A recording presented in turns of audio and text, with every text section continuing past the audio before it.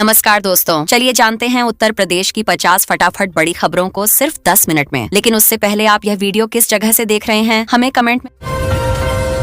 UP में 1 अप्रैल से हर अंडे पर एक्सपायरी डेट लिखना अनिवार्य कर दिया गया है। सरकार का मानना है कि इससे लोगों को ताज़ा और सुरक्षित खाद्य सामग्री मिलेगी। दुकानदारों को भी इसके लिए निर्देश जारी किए गए हैं और नियमों का सख्ती से पालन कराया जाएगा।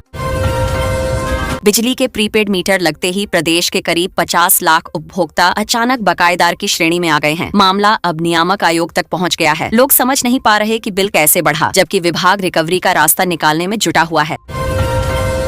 कॉपी जांचने में प्रधानाचार्यों की ड्यूटी लगाने के फैसले पर शिक्षकों और प्रिंसिपलों में नाराजगी बढ़ती दिख रही है। उनका कहना है कि इससे स्कूल का नियमित काम प्रभावित होगा। कई जगहों पर विरोध की आवाज उठी है और इस निर्णय पर पुनर्विचार की मांग की जा रही है। फाइनेंस के नाम पर और चोरी के वाहनों को बेचकर ठगी करने का बड़ा मामला सामने आया है। आरोप है कि लोगों को सस्ते दाम का लालच देकर फंसाया गया। पुलिस जांच में कई अहम सुराग मिले हैं और आरोपियों की तलाश लगातार जारी रखी जा रही है।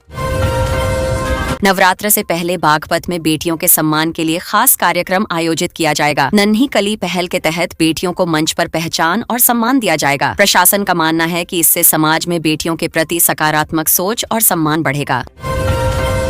उत्तर प्रदेश में नए शैक्षणिक सत्र से एक बड़ा बदलाव लागू होने जा रहा है। अब छात्र एडमिशन लेने के बाद बीच में स्कूल नहीं छोड़ पाएंगे। इसका उद्देश्य पढ़ाई की निरंतरता बनाए रखना है, ताकि बच्चों की शिक्षा प्रभावित न हो और ड्रॉप आउट कम किया जा सके। गंगा में नाव पर बैठकर इफ्तारी करने और बची हुई बिरयानी नदी में फेंकने के आरोप में 14 लोगों को गिरफ्तार किया गया है। प्रशासन का कहना है कि यह धार्मिक आस्था और पर्यावरण दोनों के खिलाफ है, इसलिए सख्त कार्रवाई की गई है। धोती पहने एक युवक यूपी पुलिस भर्ती बोर्ड के दफ्तर में ज्वलनशील पदार्थ लेकर पहुंच गया और खुद को नुकसान पहुंचाने की कोशिश की। मौके पर मौजूद लोगों ने उसे रोक लिया। बताया जा रहा है कि वह किसी समस्या से परेशान था और ध्यान खींचना चाहता था। रहीमाबाद इलाके में 4 संदिग्ध ग्रामीणों के नमूने जांच के लिए लिए गए हैं। स्वास्थ्य विभाग सतर्क हो गया है और आसपास के लोगों की निगरानी की जा रही है। प्रशासन का कहना है कि स्थिति नियंत्रण में है और लोगों को घबराने की जरूरत नहीं है। बदायूं मर्डर केस में बड़ा एक्शन लेते हुए हत्यारोपितों से जुड़ी 11 दुकानों पर बुलडोजर चलाया गया है। प्रशासन का कहना है कि अपराधियों के खिलाफ सख्त संदेश देने के लिए यह कार्रवाई की गई है और आगे भी ऐसी कार्रवाई जारी रहेगी। मुख्यमंत्री योगी ने चित्तौड़गढ़ में एक जनसभा के दौरान विपक्ष पर तीखा हमला बोला। उन्होंने सवाल उठाते हुए कहा कि क्या कहीं कोई ठोस काम दिखाई देता है। उनके बयान के बाद राजनीतिक माहौल गर्म हो गया और समर्थकों में भी चर्चा तेज हो गई। मुख्यमंत्री योगी ने मां विंध्यवासिनी के दर्शन किए और वहां चल रहे कॉरिडोर और स्टालों का निरीक्षण किया। उन्होंने व्यवस्थाओं का जायजा लिया और अधिकारियों को बेहतर सुविधा सुनिश्चित करने के निर्देश दिए, ताकि श्रद्धालुओं को किसी तरह की परेशानी न हो। सरकार की डिजिटल पहल के तहत फेस रिकॉग्निशन सिस्टम से 81 लाख लाभार्थियों तक पुष्टाहार पहुंचाया गया है। इस तकनीक से फर्जीवाड़े पर रोक लगी है। अधिकारी इसे पारदर्शिता की दिशा में बड़ा कदम बता रहे हैं और आगे भी ऐसी योजनाओं को बढ़ावा देने की बात कह रहे हैं। मेरठ और बुलंदशहर के ध्यानार्थ पुलिस भर्ती बोर्ड के बाहर एक व्यक्ति ने खुद को नुकसान पहुंचाने की कोशिश की। उसे समय रहते रोक लिया गया। बताया जा रहा है कि वह किसी मुद्दे से नाराज था और अपनी बात अधिकारियों तक पहुंचाना चाहता था। समाजवादी पार्टी प्रमुख अखिलेश यादव ने प्रदेश की कानून व्यवस्था पर सवाल उठाते हुए कहा कि यूपी में लॉ एंड ऑर्डर की स्थिति खराब हो चुकी है। उनके इस बयान के बाद राजनीतिक बयानबाजी तेज हो गई और सत्ता पक्ष ने भी पलटवार किया है। सीतापुर में 4 साल पुराने प्रेम संबंध का दुखद अंत हुआ, जहां प्रेमी ने पहले प्रेमिका की हत्या की और बाद में खुद भी जान दे दी। इस घटना से इलाके में सनसनी फैल गई है और पुलिस मामले की गहराई से जांच कर रही है। पूर्व मुख्यमंत्री हेमवती नंदन बहुगुणा की पुण्यतिथि पर आयोजित श्रद्धांजलि सभा में मुख्यमंत्री योगी शामिल हुए। उन्होंने उनके योगदान को याद किया और लोगों से उनके आदर्शों पर चलने की अपील की, जिससे समाज में सकारात्मक बदलाव लाया जा सके। सहकारी गन्ना विकास समिति की वार्षिक बैठक में कई महत्वपूर्ण मुद्दों पर चर्चा की गई। किसानों की समस्याओं, भुगतान और उत्पादन बढ़ाने जैसे विषयों पर विचार हुआ। अधिकारियों ने आश्वासन दिया कि किसानों के हितों का पूरा ध्यान रखा जाएगा। आंकड़ों के अनुसार शहरों की तुलना में गांवों में एलपीजी का उपयोग तेजी से बढ़ रहा है। सरकार की योजनाओं और जागरूकता के कारण अब ग्रामीण इलाकों में भी गैस कनेक्शन आम हो गया है, जिससे लोगों को धुएं से राहत मिल रही है। नमो भारत और मेरठ मेट्रो के यात्रियों की सुरक्षा को लेकर यूपीएसएसएफ अलर्ट पर है। सेना नायक ने स्टेशनों का दौरा कर व्यवस्थाओं का जायजा लिया और सुरक्षा कर्मियों को सतर्क रहने के निर्देश दिए, ताकि यात्रियों को सुरक्षित सफर मिल सके। उत्तराखंड के मुख्यमंत्री धामी को लेकर एक अलग ही चर्चा सामने आई है, जहां एक शख्स उनके काम से प्रभावित नजर आया। ये मामला लोगों के बीच चर्चा का विषय बन गया है और सोशल मीडिया पर भी इस पर प्रतिक्रियाएं देखने को मिल रही हैं। सुलह समझौता विषय पर साक्षरता और जागरूकता शिविर का आयोजन किया गया, जिसमें लोगों को विवादों को शांतिपूर्ण तरीके से सुलझाने की जानकारी दी गई। विशेषज्ञों ने बताया कि संवाद और समझदारी से कई समस्याओं का समाधान संभव है। जल संकट को देखते हुए उत्तर प्रदेश में एक बड़ा अभियान शुरू किया गया है, जिसके तहत पानी को अपशिष्ट बनने से रोका जाएगा। सरकार का फोकस जल संरक्षण पर है, ताकि भविष्य में पानी की कमी से लोगों को जूझना न पड़े। सरकार उत्तर प्रदेश को डेटा सेंटर हब बनाने के लिए तेजी से काम कर रही है। बड़ी कंपनियों से निवेश की बातचीत चल रही है। इससे युवाओं को रोजगार मिलेगा और प्रदेश की डिजिटल अर्थव्यवस्था मजबूत होगी, जिससे आने वाले समय में IT सेक्टर में यूपी एक बड़ी ताकत बनकर उभरेगा। मेक इन इंडिया को बढ़ावा देने के लिए यूपी में डिफेंस कॉरिडोर तेजी से विकसित हो रहा है। 6 शहरों में फैले इस प्रोजेक्ट में रक्षा उपकरण बनाए जाएंगे। इससे रोजगार बढ़ेगा और देश की सुरक्षा में आत्मनिर्भरता आएगी, जिससे यूपी की पहचान एक बड़े औद्योगिक केंद्र के रूप में बनेगी। मनरेगा मजदूरों के लिए अब eKYC और फेस ऑथेंटिकेशन अनिवार्य कर दिया गया है। NMMS ऐप से हाजिरी लगेगी। इससे फर्जीवाड़ा रुकेगा और मजदूरों को समय पर भुगतान मिलेगा, जिससे उनकी आर्थिक स्थिति सुधरेगी और योजना का लाभ सही लोगों तक पहुंचेगा। स्वच्छ भारत मिशन के तहत यूपी को 100% ODF+ घोषित किया गया है। गांवों में साफ सफाई बेहतर हुई है और शौचालयों का उपयोग बढ़ा है। इससे लोगों की सेहत में सुधार होगा और ग्रामीण जीवन स्तर भी ऊंचा उठेगा, जिससे स्वच्छता को लेकर जागरूकता बढ़ेगी। तेल और गैस की किल्लत की अफवाह फैलाने वालों पर सख्त कार्रवाई के निर्देश दिए गए हैं। प्रशासन ने लोगों से अपील की है कि वे अफवाहों पर ध्यान न दें। इससे बाजार में स्थिरता बनी रहेगी और जरूरी चीजों की सप्लाई पर कोई असर नहीं पड़ेगा। हरदोई के लालपालपुर में नया 33 kV उपकेंद्र बनेगा और चरौली की क्षमता बढ़ेगी। इससे बिजली आपूर्ति बेहतर होगी और लोगों को राहत मिलेगी। खासकर गर्मियों में बिजली कटौती कम होगी और किसानों को सिंचाई में मदद मिलेगी। यूपी बोर्ड परीक्षा में अब बायोमेट्रिक हाजिरी लागू की जाएगी। इससे परीक्षकों की मनमानी रुकेगी और परीक्षा प्रक्रिया पारदर्शी बनेगी। छात्रों को निष्पक्ष मूल्यांकन मिलेगा, जिससे शिक्षा व्यवस्था में सुधार की दिशा में बड़ा कदम माना जा रहा है। भदोही के एक स्कूल में शॉर्ट सर्किट से आग लगने से शिक्षक और बच्चे झुलस गए। सभी को तुरंत अस्पताल ले जाया गया। प्रशासन ने जांच शुरू की है, ताकि भविष्य में ऐसी घटनाओं को रोका जा सके और स्कूलों में सुरक्षा व्यवस्था को मजबूत किया जाए।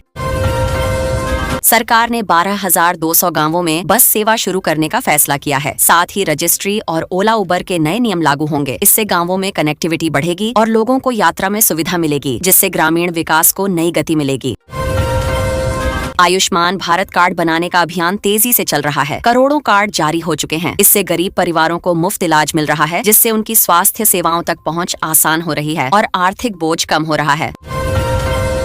गैस एजेंसियों पर अब पहले से बुकिंग कराने पर ही सिलेंडर मिलेगा। इससे व्यवस्था बेहतर होगी और भीड़ कम होगी। उपभोक्ताओं को समय पर गैस मिलेगी, जिससे उन्हें परेशानी का सामना नहीं करना पड़ेगा और वितरण प्रणाली सुचारू चलेगी। कमर्शियल LPG की सप्लाई बंद होने से होटल और ढाबों पर असर पड़ा है। कारोबारियों को दिक्कत हो रही है और ग्राहकों को भी परेशानी झेलनी पड़ रही है, जिससे बाजार में सुस्ती आ गई है और छोटे व्यापारियों पर आर्थिक दबाव बढ़ गया है। अब यूपी में सर्किट हाउस के कमरे ऑनलाइन बुक किए जा सकेंगे। इससे आम लोगों को भी सुविधा मिलेगी और पारदर्शिता बढ़ेगी। सरकारी संसाधनों का बेहतर उपयोग होगा और लोगों को ठहरने के लिए नई सुविधा उपलब्ध होगी।